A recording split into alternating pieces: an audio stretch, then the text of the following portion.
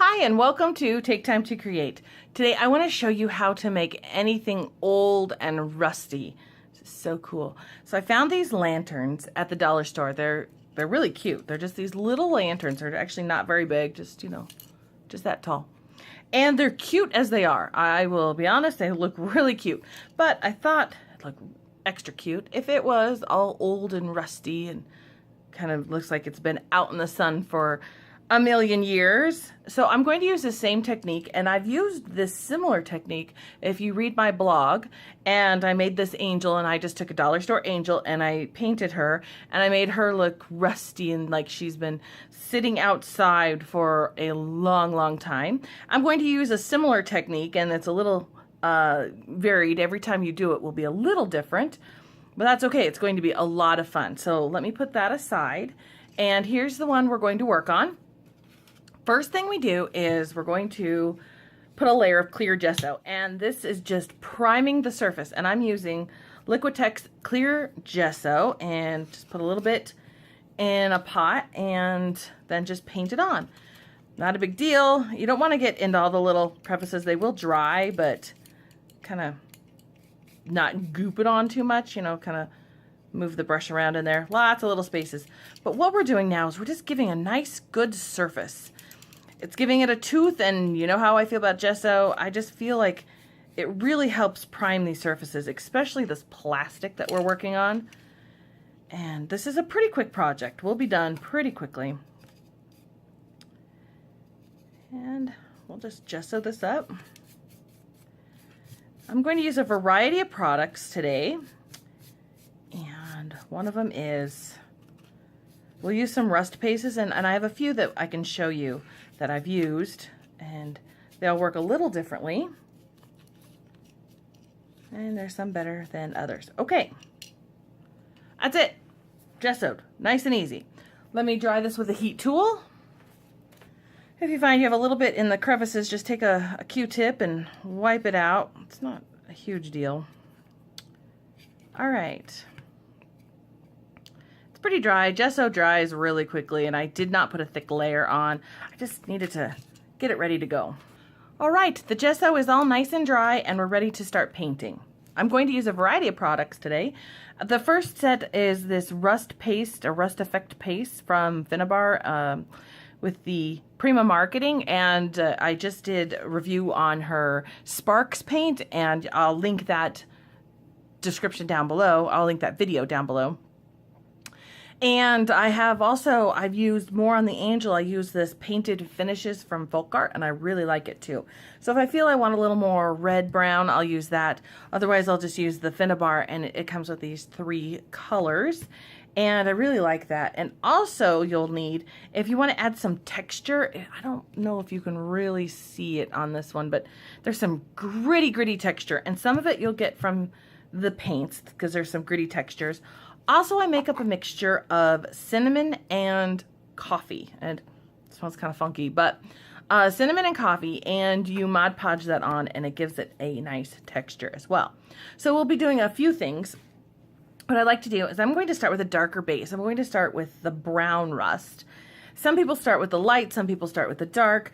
I like to start with the dark and just pile it on there, and I just take a makeup sponge and I dip it in there, and this has got some nice crunchy texture to it, and I am just going to pat it on here, just randomly put it on. And the thing about rust is it doesn't need to be perfect, which I really love.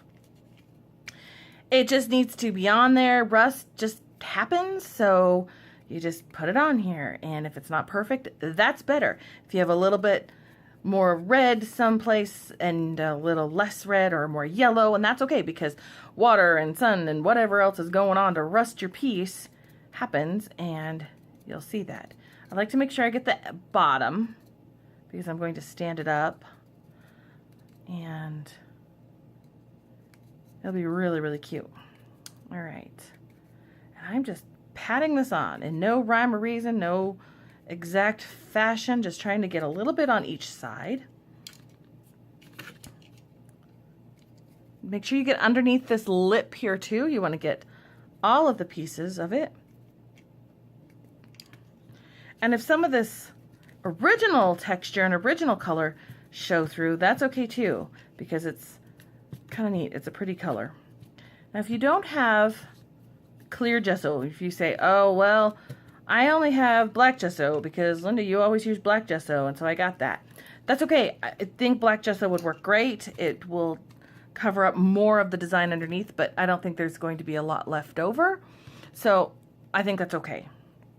I just use what you have. And this next we're going to go a red rust. There we go. Red rust. Once again, this has got like a gritty, chunky texture to it. It's a little dried out a little bit, but not a big deal. And I'm just dabbing this on a little bit. I don't want a ton of red everywhere. And I do this in a few phases.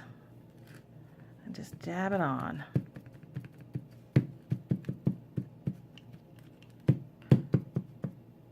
All over. Now you could wait and dry each layer, but I kind of like how things blend a little bit. Now I will dry it later. And you see I put a lot of red there, and I didn't mean to, but that's okay. I will come back and I will add some dark back on it. I will finish it out with a dark color. So I'm just gonna dab a little red here and there all over. Making a mess of my table and my hands, but that's good. All right, that's the red.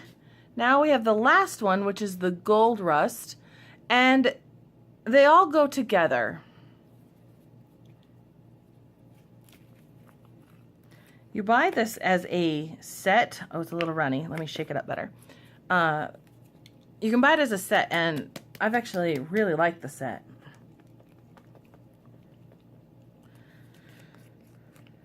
Oh, much better. All right, so I gave it a good shake.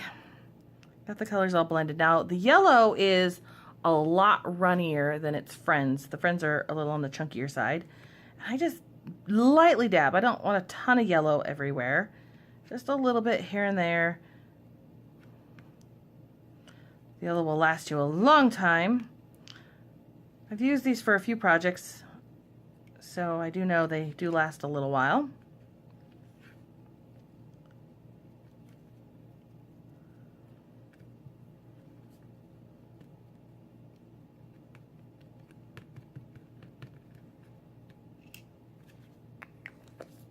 All right, now it's looking a little weird, looking not quite rusty, a little psychedelic, not exactly right. So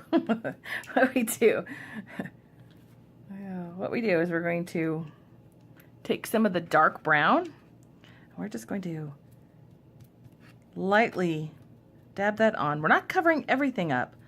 We're just starting to cover it up a little bit so that we don't have quite the yellow psychedelic rust going on. Okay, it's looking much, much better.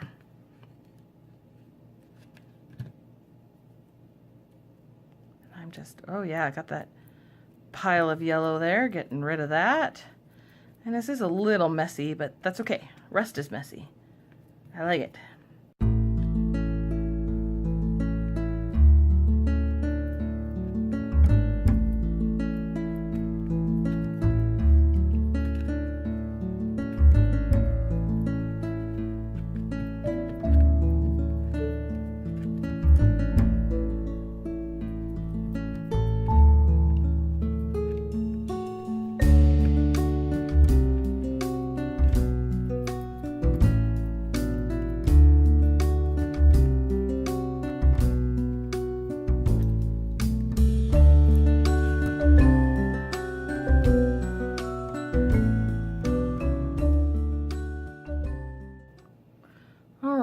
Now I'm feeling really good about this texture. You can see it's kind of a chunky texture. I am feeling really good about that texture, so I am not going to add any of my cinnamon and ground coffee texture powder. If you do want to add it, all you do is you just take some Mod Podge and you brush it on very gently, and then you pour it on and let it sit and dry, and then you brush off the excess very gently, and then you have some really cool texture. But I'm feeling like this has got a lot of texture. It's got a lot of gritty sand that the paint already comes with, which I think is awesome. I am in love with this paint. All right, there we go. And I think I'm going to add a little bit of this red. It's rust colored. Shake that up a little bit. Oh, let me shake it up a lot more. And this is a little harder to get into it, so I'm going to use a brush.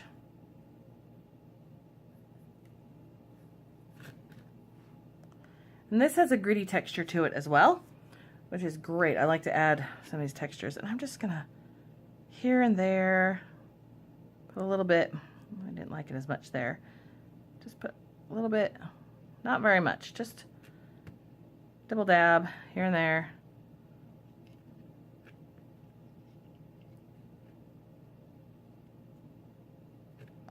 All right, got some red in there, not very much at all. Now I have this other rust. Oh, this is dark rust. That was light rust of the folk art. And I just found these folk art at Michael's, I think.